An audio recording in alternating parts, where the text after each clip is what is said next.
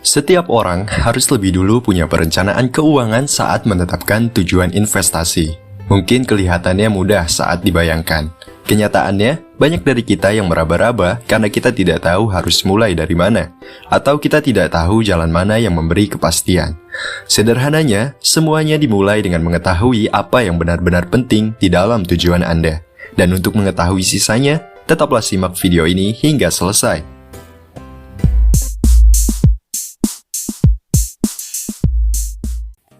Nomor 1.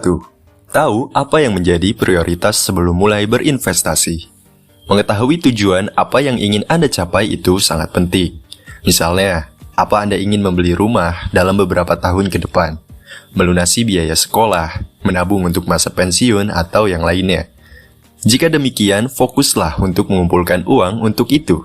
Sebelum Anda memasukkan uang ke dalam investasi Anda, kenali apa tujuan keuangan Anda. Dan jika investasi sejalan dengan rencananya, gunakan target yang cerdas untuk menetapkan tujuan Anda. Sasaran harus dapat diukur secara spesifik, realistis, dan dapat dicapai, serta berbasis waktu. Ini adalah metode SMART. Nomor 2. Kelompokkan sasaran Anda berdasarkan waktu pencapaiannya. Untuk mengelompokkan sasaran Anda, tergantung pada berapa lama waktu yang dibutuhkan untuk mencapainya. Setelah semua tujuan Anda terdaftar, gunakan metode ini. Anda akan tahu berapa lama waktu yang dibutuhkan untuk setiap sasaran. Anda sekarang harus mengelompokkan sasaran Anda ke dalam 3 kategori. Pertama, sasaran jangka pendek. Kedua, jangka menengah. Dan terakhir, jangka panjang. Sasaran jangka pendek kemungkinan akan memakan waktu paling lama 1 tahun. Untuk dapat menyelesaikan sebagian besar sasaran ini, memerlukan paling sedikit atau tanpa biaya sama sekali. Untuk tujuan jangka menengah, mungkin termasuk mempelajari keterampilan baru, mendapatkan pekerjaan baru, memulai bisnis baru, membayar uang muka untuk rumah, atau memulai jalur karir baru. Tidak sama seperti tujuan jangka pendek. Tujuan jangka menengah membutuhkan waktu lebih lama untuk diselesaikan dan membutuhkan biaya yang besar, yang mungkin dapat membuat Anda kehabisan uang. Kategori terakhir adalah tujuan jangka panjang. Inilah yang muncul di benak banyak orang ketika kita berbicara tentang investasi. Biasanya, sebagian besar dari kita juga berpikir tentang tabungan pensiun untuk dana kuliah anak atau tentang menjadi bos untuk diri kita sendiri. Tujuan jangka panjang biasanya membutuhkan waktu bertahun-tahun untuk bisa mencapainya. Tapi dengan rencana tabungan yang tepat, sangat mudah bagi Anda mencapai garis akhir. Nomor 3. Pilihlah investasi yang selaras dengan tujuan Anda. Sekarang, Anda perlu mengidentifikasi rencana investasi yang tepat untuk tujuan jangka pendek, rekening tabungan atau hasil bunga tinggi, saham, atau apa sih yang harus Anda gunakan. Anda harus memilih itu. Tapi, Anda tidak akan menghasilkan banyak uang di dalam jenis akun semacam ini, karena tarifnya biasanya tidak setinggi harapan Anda. Tapi paling tidak Anda tetap memiliki uang kapanpun Anda membutuhkannya, karena akun-akun ini memiliki resiko investasi yang sangat minim, yang berarti mereka sempurna untuk tujuan jangka pendek, karena ini membutuhkan waktu 1 tahun atau kurang untuk mencapainya. Anda juga dapat memilih untuk menyimpan uang Anda di rekening bank saja, tapi ketahuilah bahwa di sana uang Anda tidak akan bertambah. Saat berinvestasi dalam tujuan jangka pendek di situ, bahkan Anda bisa memakan waktu hingga 5 tahun atau lebih. Jika Anda ingin beralih ke tujuan jangka menengah, Anda harus mempertimbangkan untuk mengambil lebih banyak resiko, tergantung pada toleransi resiko yang Anda sanggupi.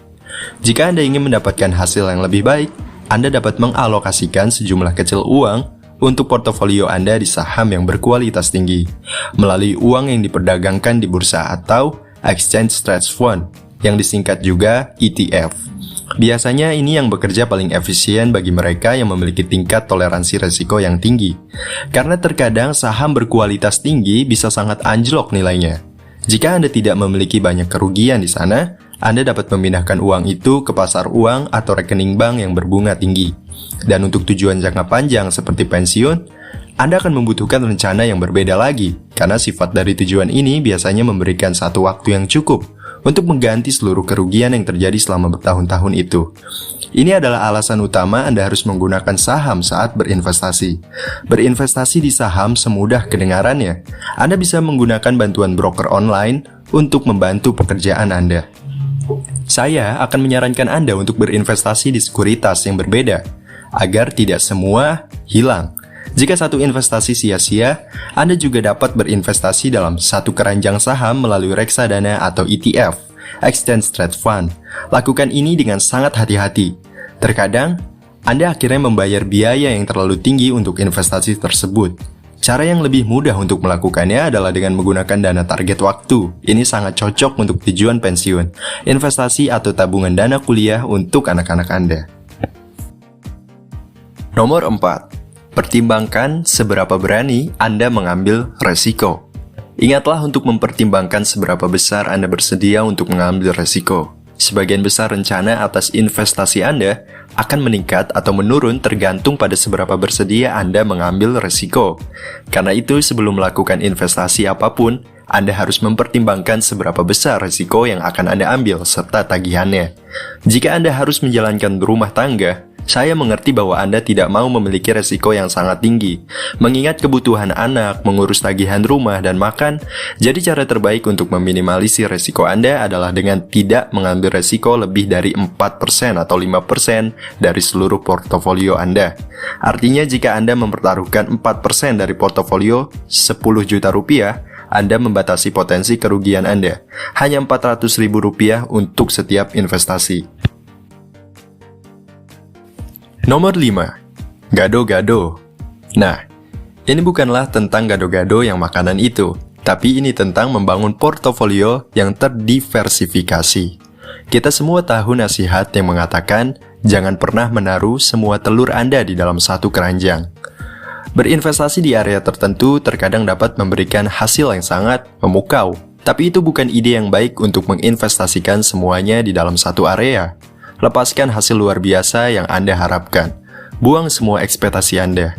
Terkadang semua tidak berjalan sesuai rencana. Jadi triknya adalah memiliki portofolio yang terdiversifikasi. Investasikan uang Anda di berbagai bidang, sehingga ketika satunya gagal, yang lain masih bisa mendominasi. Krisis ekonomi, politik, suku bunga, dan bahkan perang, semua dapat berdampak pada investasi. Anda perlu mempertimbangkan ini untuk membuat investasi diversifikasi yang seimbang.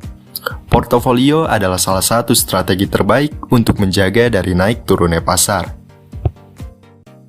Nomor 6. Mengatur alur kerja investasi. Membuat rencana untuk bertindak adalah salah satu cara terbaik agar dapat berhasil dalam berinvestasi. Kadang-kadang disebut sebagai alur kerja. Ini menjelaskan proses Anda untuk berinvestasi. Alur kerja akan lebih mudah untuk diterapkan saat Anda belum punya tujuan dan sasaran yang jelas. Sebelum Anda mencapai tahap ini, Anda harus mengetahui apa yang penting untuk Anda. Dan saya sudah mengelompokkan tujuan Anda menurut waktu penyelesaiannya. Setiap orang memiliki keadaan yang berbeda, termasuk kebutuhan pensiun yang berbeda, pengaturan keluarga yang berbeda, dan biaya hidup yang bervariasi, yang merupakan pelajaran penting yang bisa dipetik dari pembahasan alur kerja investasi. Anda harus menilai keadaan pribadi Anda, menggunakan berbagai informasi yang ada sebelumnya, memutuskan mana yang terbaik untuk Anda. Nomor 7. Tentukan berapa banyak Anda akan berinvestasi. Kadang-kadang kita cenderung memulai secara membabi buta, tanpa terlebih dahulu menilai berapa banyak sih yang perlu diinvestasikan dan dalam apa saja.